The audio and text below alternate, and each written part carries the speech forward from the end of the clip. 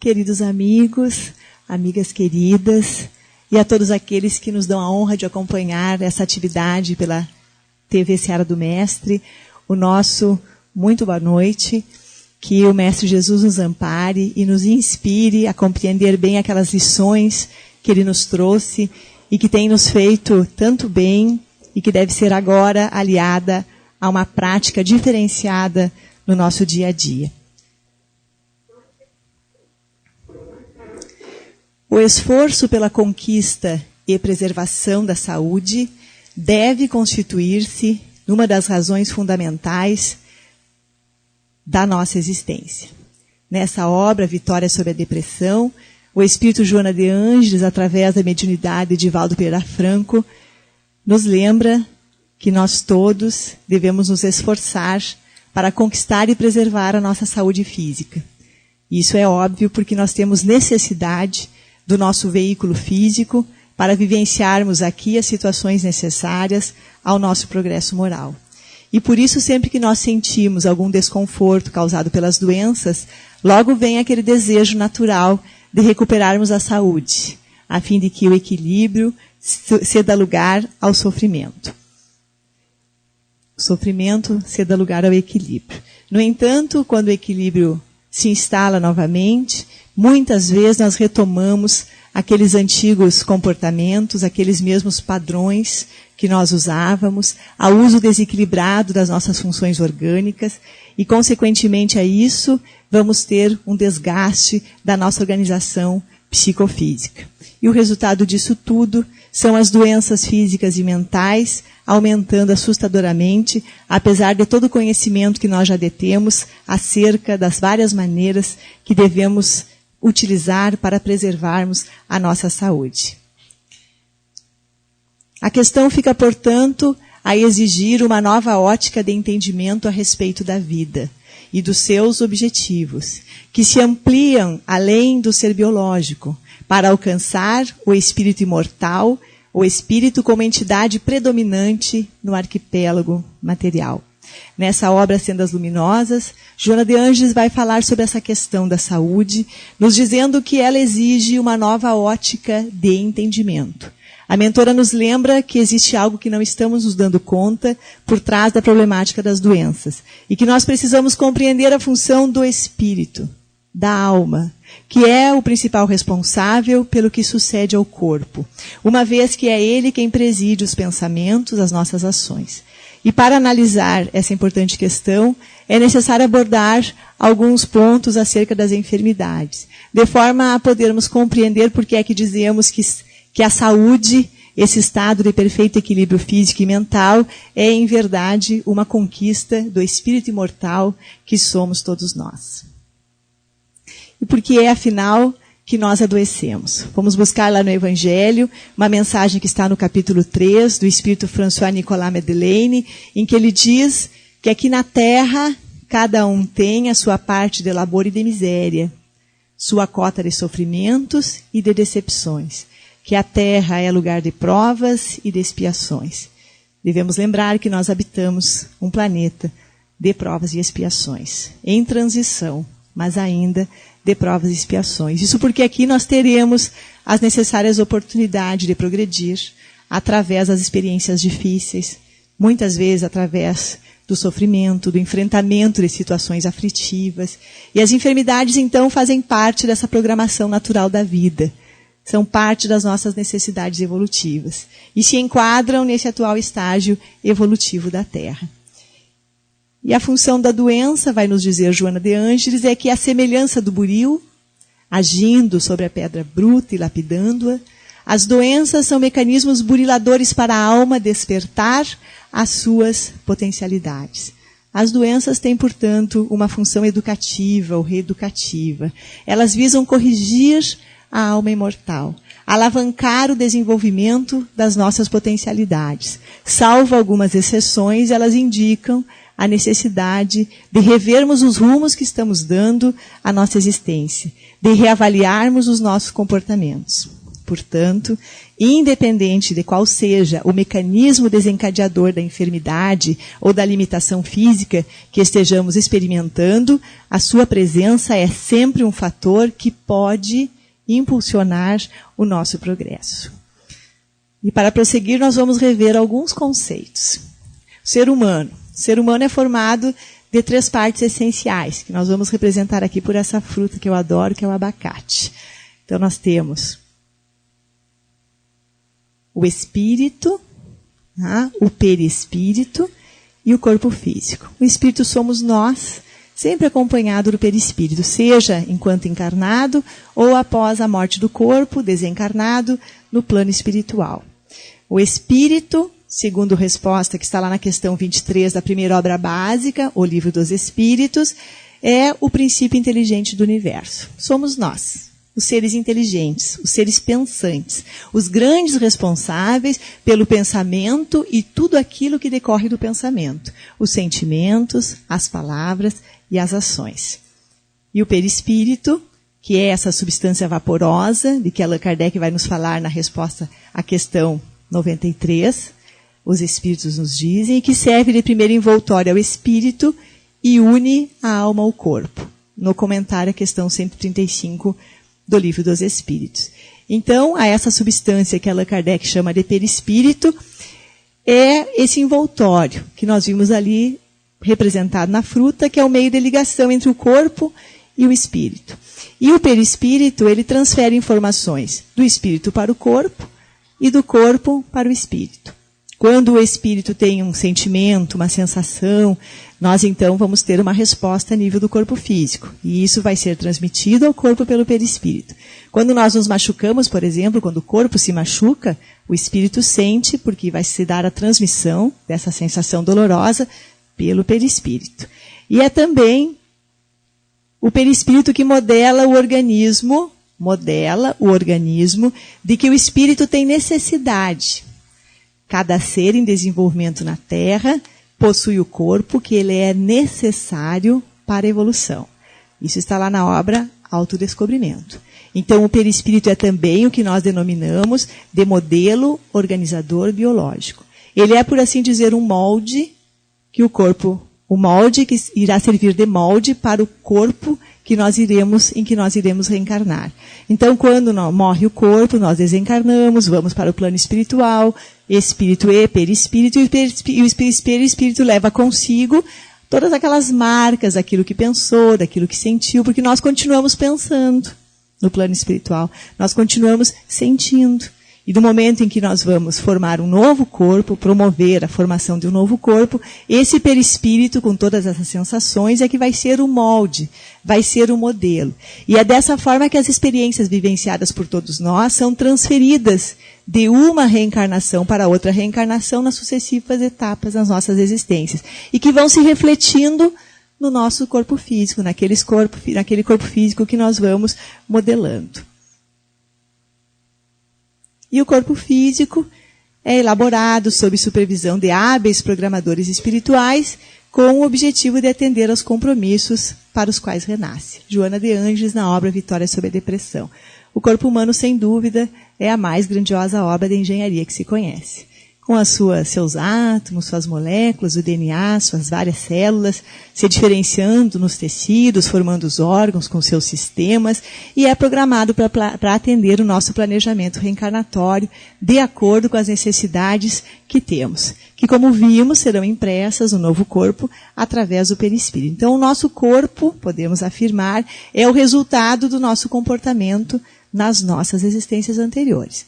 Nele se manifestam aquelas heranças espirituais que nós dizemos procedentes das nossas existências passadas, que são, portanto, essas heranças as responsáveis pela formação do novo equipamento físico que nós habitaremos numa nova encarnação. E como é que nós podemos contribuir nesse processo de preservação do nosso corpo físico? Nós estamos aqui hoje para entender por que saúde é uma conquista do espírito e o que nós precisamos fazer para mantermos a saúde do nosso corpo. Para responder essa pergunta, nós vamos ver 2 dos principais mecanismos que são responsáveis pela instalação das enfermidades. Apenas 2. E primeiro nós chamamos o passado agindo no presente. O passado aqui refere-se às nossas existências anteriores. De que forma essas existências anteriores vão agir, promovendo um corpo com doença, com enfermidades ou não. Então, Emmanuel diz que, havendo o espírito agido erradamente nesse ou naquele setor da experiência evolutiva, ele vinca, ele marca o corpo espiritual, que é o perispírito, com desequilíbrios ou distonias, que o predispõem à instalação de determinadas enfermidades conforme o órgão atingido. Um grande número de enfermidades que nós apresentamos nessa existência atual, elas têm origem nos equívocos cometidos por nós, nos excessos, no mau uso do nosso corpo, nas nossas existências anteriores, que acabam por marcar, por vincar o perispírito, e esse vai transferir para a encarnação sucessiva essa deformidade. Isso explica, por exemplo, porque é que muitas pessoas apresentam doenças que normalmente são encontradas em pacientes que se utilizam de certos vícios, sem que tenham, na presente encarnação, tido qualquer contato com determinada substância. Por exemplo, doenças hepáticas bastante graves, em pacientes que jamais fizeram uso de álcool e que são normalmente encontradas em pacientes que abusam do álcool. Pessoas com problemas pulmonares graves, com asma, com enfisema, e que não desenvolveram a doença por nessa existência terem feito uso de qualquer tipo de toxina, como do cigarro, que pudesse causar essa lesão celular.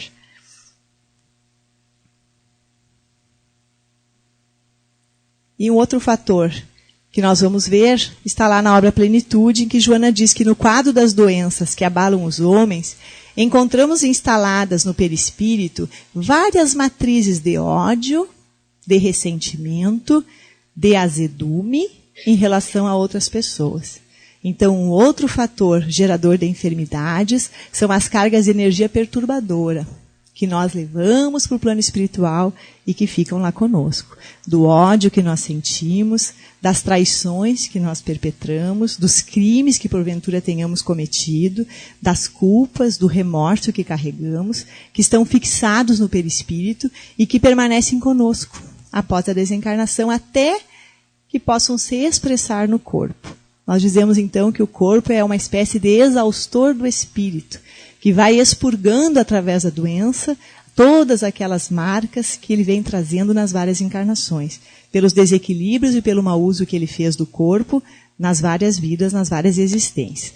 E isso vai acontecer sempre, essa expurgação, essa exaustão desse mal, de toda essa carga negativa que o perispírito, que o espírito trazem, na forma de limitações, na forma de doenças. Nós somos, portanto, um produto das nossas ações do passado. Nosso presente, nós sabemos que nada mais é do que a colheita de tudo aquilo que nós viemos semeando ao longo das nossas várias existências. E essas ações, o que nós estamos fazendo hoje, por exemplo, a forma como nós estamos nos comportando na presente existência, vai influenciar o nosso processo reencarnatório nas nossas existências posteriores.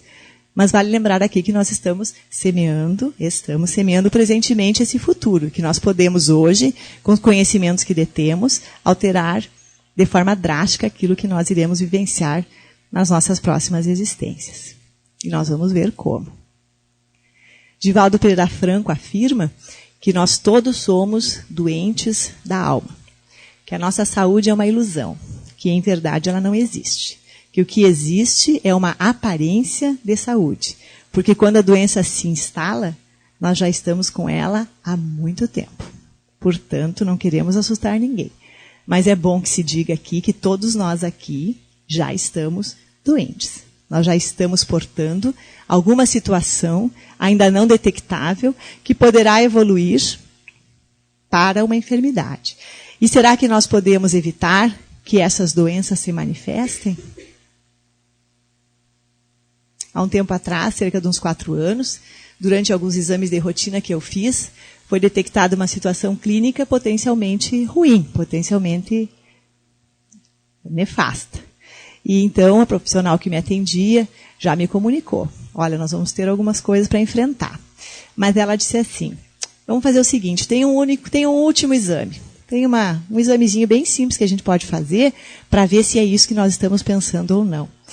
Então, nós ligamos para um outro colega, para um profissional, e ele se prontificou a fazer o exame naquele mesmo dia. E eram poucos metros, assim, que me separavam de um lugar para o outro. E eu saí dali abalada, obviamente, e saí muito pensativa. E eu pensava assim, mas justo agora que eu conheci a doutrina espírita, que eu entendi o sentido da vida, o objetivo das nossas existências, agora que eu sei o valor de um abraço, que eu aprendi que nós devemos perdoar, de como é importante sabermos utilizar bem a prece. Eu pensava justamente agora que eu realizei o meu sonho da infância de ser professora, porque eu estava trabalhando como evangelizadora da infância aqui no Grupo Espírita. E eu juro para vocês que naquele primeiro momento eu não pensei na dor, eu não pensei nas limitações que o tratamento iria acabar por proporcionar, eu não pensei na interrupção do meu trabalho profissional, que certamente também geraria alguns incômodos. E eu saí dali e fui fazer outro exame. E aí, chegando lá, passados uns 2 minutos, o profissional disse, não, fica tranquila. Não é nada disso que vocês estavam pensando. Não é nada, não, pode ficar tranquila, nem precisa tratar. Isso aqui é uma coisa assim, e foi me explicando. Então eu saí dali, obviamente, muito feliz, agradeci a Deus, não é? E passados alguns dias eu encontrei o meu Ananias, o meu amigo querido, que foi quem me apresentou o Espiritismo, onde eu estou até hoje. E contei a ele, tu nem sabe, levei um susto. Achei que eu ia ter que parar de trabalhar, parar de aprender, parar de fazer as coisas como eu vinha fazendo, eu estava tão feliz. E contei tudo, e aí ele foi e disse assim, pois é, tu já pensou que talvez a programação fosse para que tu tivesse realmente algo grave? E eu disse, é mesmo? Claro, poderia ser que fosse. Mas como tu já estava trabalhando, já está ajudando também, já está fazendo algo diferente, né, pelas outras pessoas, talvez tu tenha tido uma amenização nessa tua dívida. Ele estava se referindo ao que diz Pedro na sua primeira epístola, que diz que o amor cobre uma multidão de pecados. Eu estava trabalhando como voluntária em algumas atividades aqui no grupo, né? E ele estava se referindo a essa epístola. Então, o amor cobre uma multidão de pecados. Sim, nós podemos evitar que as doenças se manifestem pelo bem que nós fazemos. Nós nos reabilitamos do mal que nós praticamos. Porque nós não estamos na Terra para sofrer. Nós estamos na Terra para reparar os prejuízos que nós causamos. São as leis que pedem a reparação. Nós desorganizamos as leis. E o bem que nós fazemos, de forma desinteressada, de forma amorosa, aquele bem que não se faz pela autopromoção, ele pode sim reduzir as nossas dívidas. E as leis se reorganizam e entram em equilíbrio, e as doenças são amenizadas ou até mesmo evitadas. Então, depois disso, eu comecei a trabalhar mais ainda. Hoje até a exposição doutrinária eu já faço, né, Cláudia? E a Cláudia dá oportunidade para a gente, eu sempre agradeço para ela. Bem, mas nem todas as doenças têm origem no nosso pretérito equivocado, né? O presente também age. E muitas doenças são, com certeza, consequência da nossa imprudência e do nosso descaso com o nosso corpo na vida atual. Nós gostamos muito de dizer que alguma coisa que eu fiz nas outras existências, né? Porque daí a gente não precisa se envergonhar, né? Não lembro. Mas não, muitas enfermidades nós acabamos por adquirir e desenvolver, uma grande parte dessas distonias em função do mau uso. Não foram planejadas por nós, para o nosso progresso. E nem para que a gente espiasse qualquer falta do nosso passado. Elas têm origem no nosso comportamento atual diante da vida. E aí se enquadram, sem dúvida, todas aquelas doenças e enfermidades geradas pelo tabagismo, pelo uso de alcoólicos e de outras químicas tóxicas, pelo sedentarismo, pelos abusos alimentares. Mas há uma situação particular que nós trouxemos. A ação do pensamento. Será que aquilo que nós pensamos pode interferir na nossa condição de saúde? O que vocês acham? Sim? Pode? Vamos ver o que nos diz Emmanuel nessa obra, Pensamento e Vida. Ele diz assim, o Espírito: ninguém poderá dizer que toda enfermidade, a rigor, esteja vinculada aos processos de elaboração da vida mental. Mas todos podemos garantir que os processos de elaboração da vida mental guardam positiva influenciação sobre todas as doenças. os processos de elaboração da vida mental, os nossos pensamentos, as nossas criações mentais, guardam positiva influenciação, influem sim sobre todas as doenças.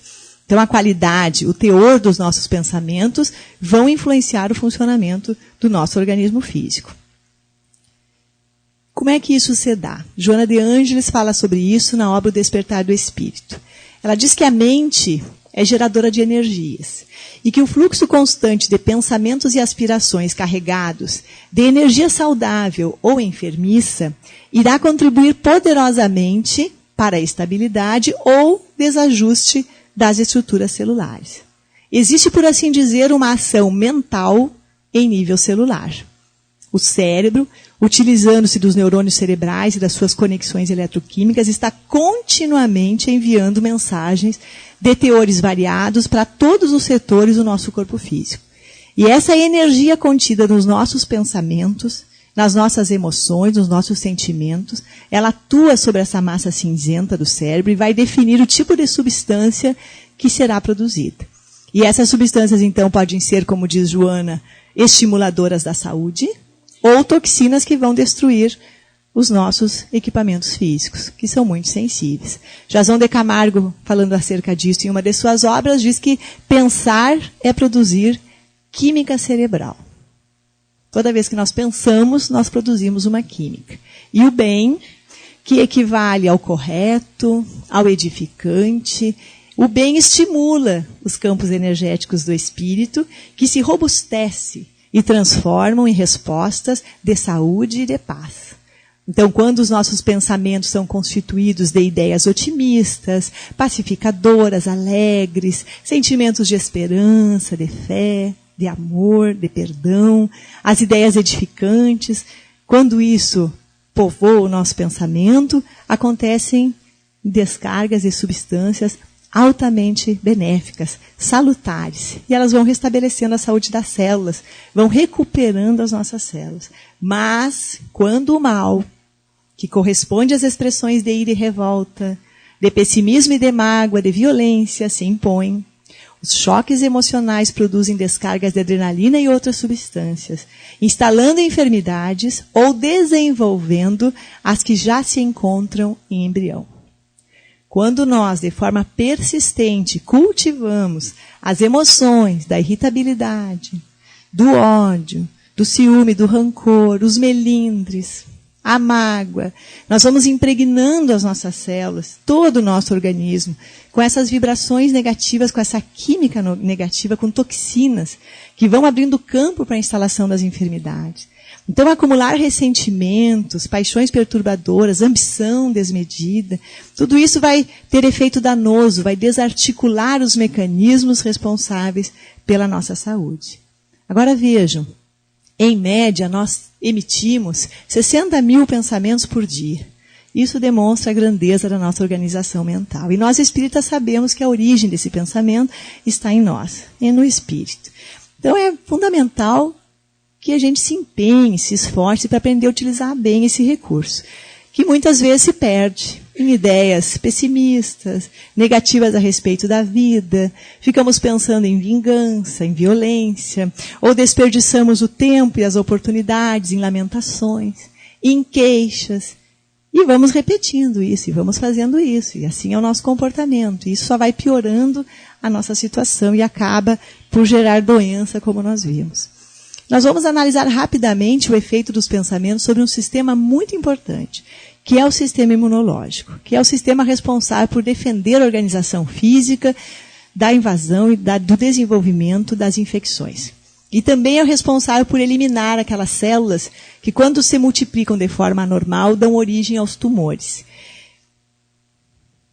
Olhem o que diz Emmanuel nessa obra Pensamento e Vida.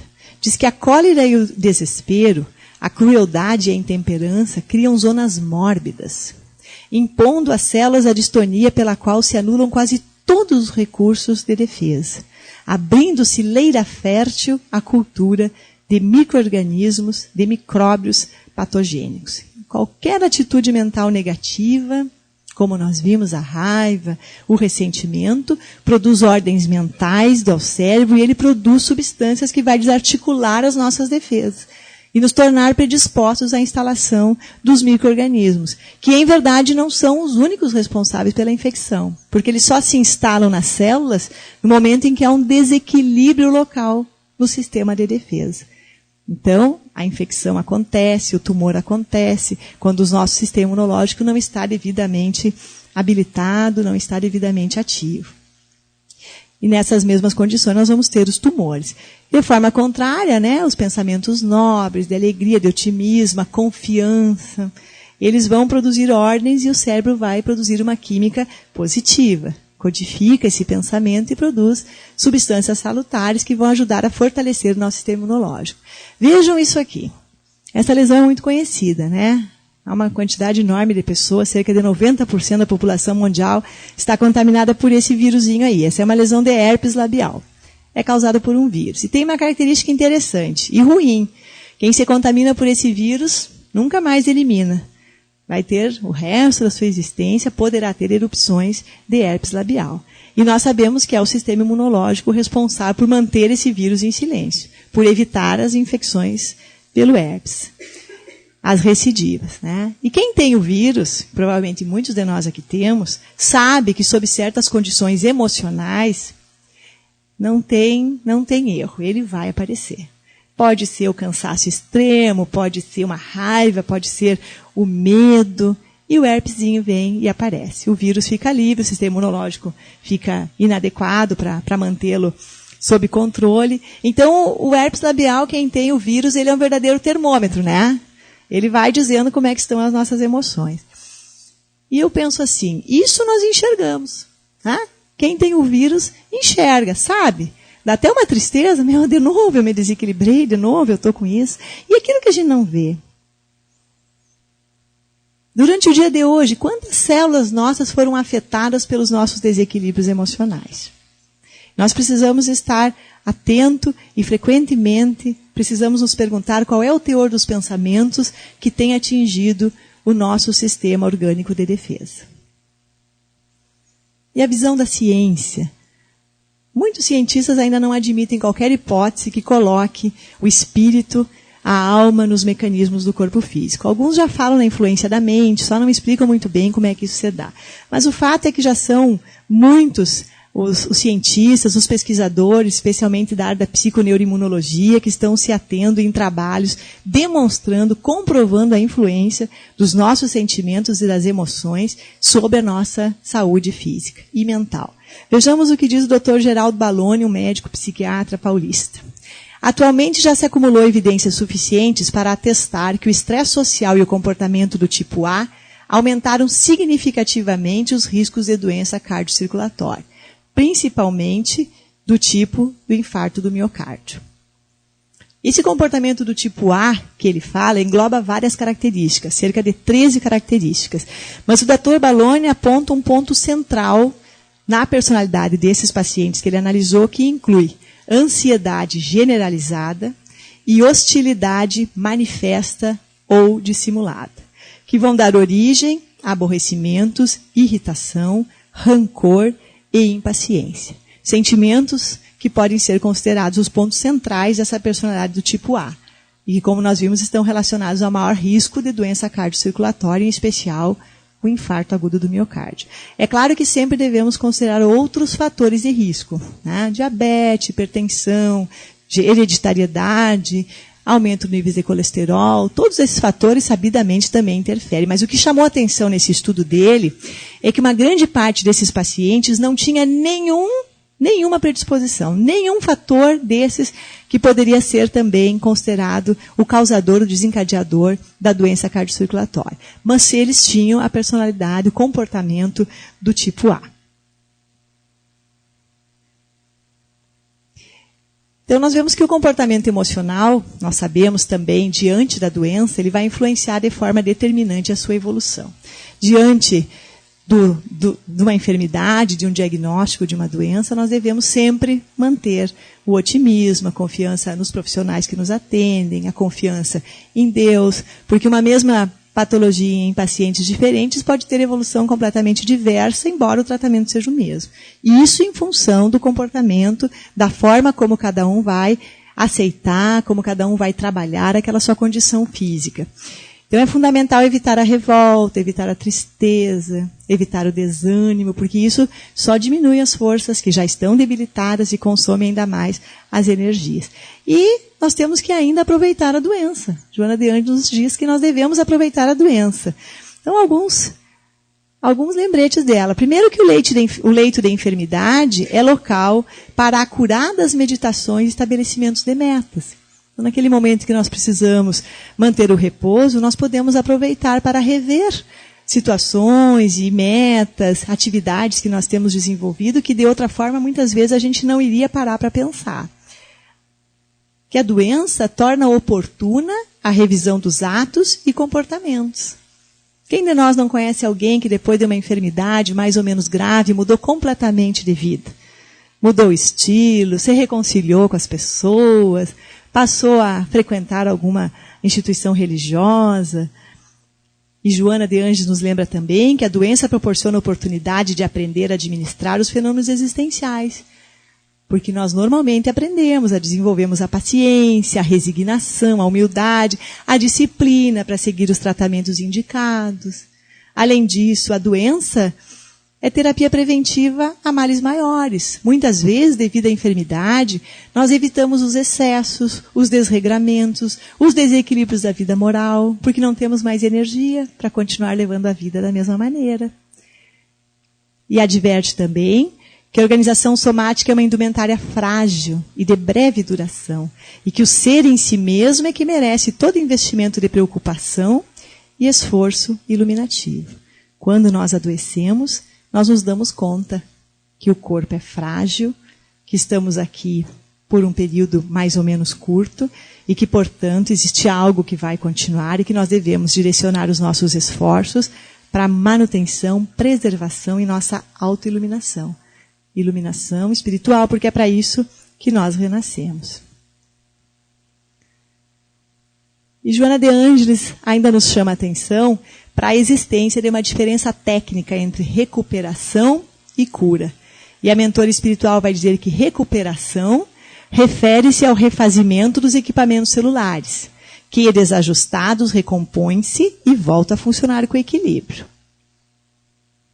Mas a cura ocorre nas engrenagens mais delicadas da constituição celular. Então, a recuperação é possível pelo uso dos antibióticos, antidepressivos, cirurgias, os valiosos recursos das terapias espíritas, o passe, tudo isso pode produzir a recuperação da saúde. Mas a cura é uma operação mais profunda.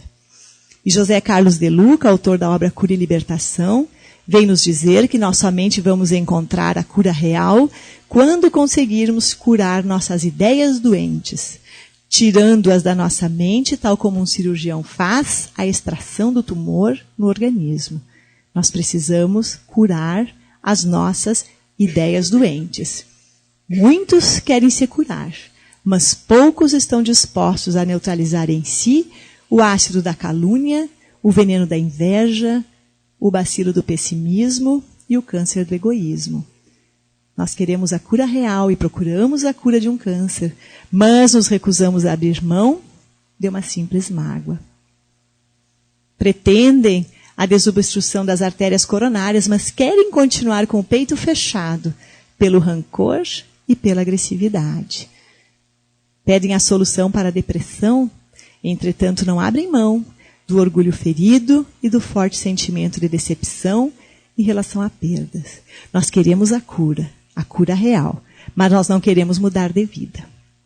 Nós não desejamos abandonar os hábitos ruins, os vícios físicos, os vícios morais. Nós ainda nos comprazemos com a calúnia, com as rodas de fofoca. Não nos desapegamos das mágoas. Somos muitas vezes extremamente queixosos, ou buscamos incessantemente o poder, a satisfação dos sentidos físicos. Mas a cura real, ela está longe de todas as atividades que possam nos desviar do foco do nosso motivo real de estarmos aqui reencarnados, que é buscar a nossa transformação moral. Então, se não houver uma profunda alteração de comportamento interior, desejo de sarar, cultivo íntimo de bem-estar, propósitos edificantes, renovação dos hábitos mentais, certamente a enfermidade reaparecerá ou se apresentará sob nova diagnose. Não adiantará nenhuma terapia. A cura real é uma operação profunda de mudança de atitude interior e renovação mental. Sem um esforço sincero para nos recuperarmos dos nossos débitos, para adquirir valores novos, cultivar ideias e ideais otimistas, nos dispondo ao prosseguimento de uma existência útil, nós poderemos até amenizar as nossas dores, mas elas fatalmente retornarão. É pela nossa transformação moral que gradativamente iremos eliminando as causas geradoras das enfermidades que nos atingem. Eliminando do comportamento pessoal, o egoísmo, o pessimismo, a ansiedade, os nossos medos. E se não houver essa consciente conquista de valores mais éticos, nós vamos passar de um estado para o outro. De doentes para sãos, de doentes para sãos, sem que a saúde real se estabeleça. E Jesus, sempre que curava os enfermos, tinha o cuidado de os advertir, que não voltassem a pecar. Não voltassem a atentar contra o equilíbrio das leis. Olha que já estás curado, não peques mais, para que não te suceda coisa pior. Não atentar contra o equilíbrio das leis. Não trair, não roubar, não matar, não caluniar, não prejudicar, não desrespeitar os semelhantes, não agredir, a fim de que não acontecesse algo pior, evitando assim o retorno da aflição e da enfermidade. E nos ensinamentos de Jesus, nós vamos encontrar todos os remédios que podem nos curar. Em todos os seus ensinamentos fica explícita a verdadeira receita de saúde. Perdão, humildade, fraternidade, compreensão, respeito aos semelhantes, amor, respeito aos nossos inimigos. O que nos impede de seguir os exemplos do Cristo? Para termos melhores perspectivas desde hoje. Há 2000 anos, esses medicamentos estão à nossa disposição. Quando é que nós nos decidiremos por conquistar a saúde integral que tanto desejamos? Muito obrigada pela atenção de vocês e que o Cristo nos inspire a buscar essa saúde.